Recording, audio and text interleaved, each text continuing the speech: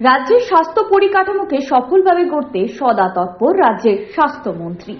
সেই লক্ষ্যেই নির্মাণ করা হয় ফুলজোর সুস্বাস্থ্য কেন্দ্র। কিন্তু সেই নির্মাণ কাজ গত কয়েক মাস আগে শেষ হলেও সেখানে মিলছে না স্বাস্থ্য পরিষেবা।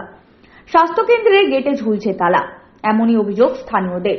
স্থানীয় বাসিন্দা অশোক রায়ের অভিযোগ, গত কয়েক মাস আগে শেষ হয়েছে এই ফুলজোর সুস্বাস্থ্য কেন্দ্রের কাজ, তবুও সেখানে মিলছে না স্বাস্থ্য পরিষেবা।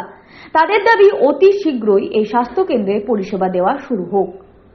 শুরু হয় না এখানটায়, এইটার থেকে যায় এগুলো আপনি গিয়ে দেখলে পরে দেখতে পারেন লক করা গেছে। ডাক্তার ফাক্তার দেখতে পাচ্ছি না। কি অবস্থায় আছে এখন? এখন সব মোটামুটি ভেতরে রেডি করছে বোধহয় সব। ওটা কি খোলা আছে না এখন বন্ধ আছে? এখন বন্ধ। আপনারা কি চাইছেন? আর এখানে হলে পরে আমাদের এই টুকটাক ইয়েগুলো বিধাননগর যেতে হয় না, এখানেই দেখানো হয়। এ বিষয়ে সরকারি স্বাস্থ্য ব্যবস্থাকে নিয়ে কটাক্ষ করেছে রাজ্যের বিরোধী দল। বিজেপির জেলা সহসভাপতি চন্দ্রশেখর বন্দ্যোপাধ্যায় বলেন, নগর নিগম এবং স্বাস্থ্য দপ্তরের উদ্যোগে এই সুস্বাস্থ্য কেন্দ্র গড়ে উঠেছে, কিন্তু সেই সুস্বাস্থ্য কেন্দ্রে গেটে ঝুলছে তালা। মানুষজন পরিষেবা নিতে গিয়ে ফিরে যাচ্ছে।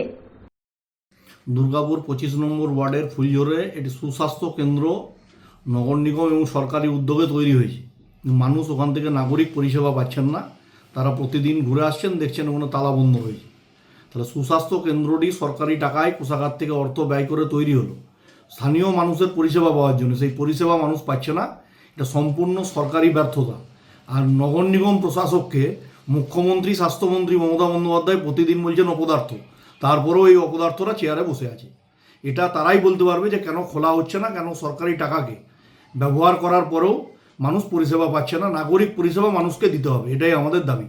পাল্টা দুর্গাপুর প্রশাসক মণ্ডলীর সদস্য রাখি তিওয়ারি বলেন, একটা ছোট হাসপাতাল করতে গেলে পরেও চিকিৎসক, নার্স এবং চতুর্থ শ্রেণীর কর্মীর প্রয়োজন।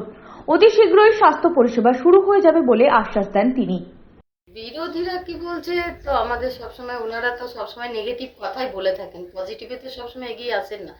একটা সেন্টার করতে গেলে যেসব প্রয়োজন, আপনার একটা নার্সের প্রয়োজন, একটা ফার্মাসিস্ট ওষুধ দেওয়ার জন্য, আমাদের যারা গ্রুপ ডি হসপিটালটা পরিষ্কারের জন্য সমস্ত কিছু রেডি করে তো নামতে হয়।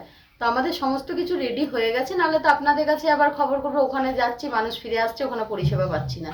সেটা করে তো একটা আমরা যখন শুরু করব সেটা সেরকমভাবেই যাতে চলে, মানুষকে যেভাবে পরিষেবা দেওয়ার জন্য শুরু করা হচ্ছে সেটা মানুষ যাতে সুন্দরভাবে পায়, সেই চেষ্টা করেই আমরা নামছি। এবং এটা আমরা এপ্রিলের ফার্স্ট উইক থেকে আমরা শুরু করে দেবো, সেই উদ্যোগ আমাদের নেওয়া হয়ে গেছে। তিনটেই আমরা শুরু করে দেবো, সেই উদ্যোগ আমাদের নেওয়া হয়ে গেছে এবং অফিসিয়ালি আমাদের কথা হয়ে আছে। কবে থেকে শুরু হবে এই স্বাস্থ্য কেন্দ্রের স্বাস্থ্য পরিষেবা, সেই দিকে তাকিয়ে স্থানীয় বাসিন্দারা। সনাতন গড়াই, 99 নিউজ বাংলা, দুর্গাপুর।